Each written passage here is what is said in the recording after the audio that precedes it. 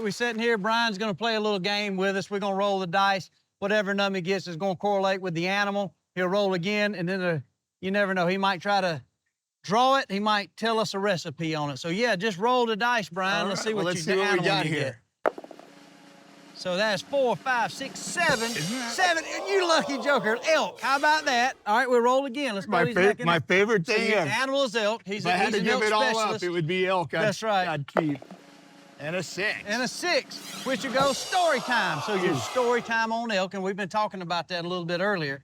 What's a cool story time on an elk or a memorable hunt? Well, the best one I have was with my son. My son was maybe 12 years old at the time, and we drew a public land hunt for cow elk. And I said, I know that was the same unit I killed my first elk in. Right. I said, I know where we're gonna camp, and I know what we're gonna do. And as we're headed out the door, my brother said, hey, watch out for that weather. Yeah. It can get a little bit bad. I said, oh, you know what? The storm's already passed, Jeff. He said, we're fine. So I go in there with my camper and get up these roads I shouldn't have been on with my camper. Right. Got my perfect camp spot. You made it, yeah. Got it set up. It was awesome. Snow's about this deep everywhere we went the first day.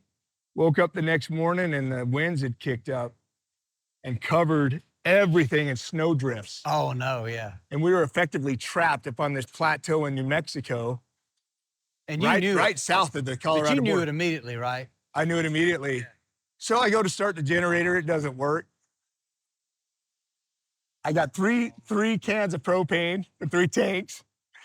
We're burning the furnace. I did bring a Mr. Heater, Buddy Heater, you know, just as and we're using that too. And all I can think about is, I'm gonna kill my son on this cow elk. The thing I love as much as anything on this earth, and I got him out here in this predicament. I got him out here, and I can't get off the mountain. Yeah. I drive 100 yards from camp, and we're buried to the axles.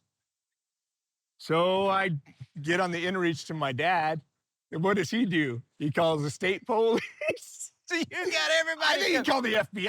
I think he called the Coast Guard. Yeah, I don't know who. And the Bandit and Jerry Reed out there coming to get you. Yeah, we got the Game and Fish Department answered the call, came out on their snowmobiles, and when they showed up to us, they were grinning ear to ear because they got to ride 40 miles on their rigs all the way from the highway to get to us. Because they couldn't get a rig up in there, not a truck. Couldn't get a rig. And so what they did for me is they gave me a phone number to a guy who had a tractor. He said, he might help you. We have his number, but he's not home right now. And then they said, why don't you just follow us? We can leave your camper here for the winter, and you follow us in your truck. I think we can find this draw and get you out. And I said, well, we still got 3 days elk season left. Like, we're still hunting. Like, I still got to fill us out. My son's looking at me like, what? Dad, you almost killed me, but you still want me to get out. But we're there. But we were surviving. I had an adapter put on my battery in my truck. We were charging camera batteries. No way. I wouldn't allow anything but classic movies in the camper. Yeah. So we were playing classic movies like crazy. You couldn't see 16 feet out of the camper, but we're playing classic movies, old John Wayne movies. Watch Rambo 75 times. Jeez. But we got out there, and my son, he cowboyed up. No way. And when we got the roads cleared enough, I got the rancher got up there. My buddy Jonathan showed up with a snowplow, and we had to carve into the interior too, because it'd take you 3-4 hours to walk across the open areas to get to the mountains where the elk are running. So we plowed the area as far as we could, drove the truck there, and I looked at Zach and I said, what do you want to do? He said, the elk are up there, let's go up. And I was like, I was so proud of him. So much so that the first elk we got on were bulls, and we had a cow tag. Right. And of course, we're 100 yards chip shot to the bulls. And so we kept pressing, and we get into position, cow, elk, broadside, out in the middle of nowhere, high plateaus, and he takes the shot. And I'm too busy coaching him to actually see the shot. I think he missed. And I'm like, well, son, there's another cow standing there. Are you sure you made a good shot? He's like, I made a good shot. I said, I didn't see it. I didn't see anything. Right. Are you sure? He's shooting a 6.5 Creedmoor. Right. Just zipped right through. So it did. He had gotten him. Oh, yeah. Yeah. And he refused to take another shot. Said, no, I made a good shot. I said, you know what? That very well. We'll go check for blood. 10 minutes later, we had his cow elk.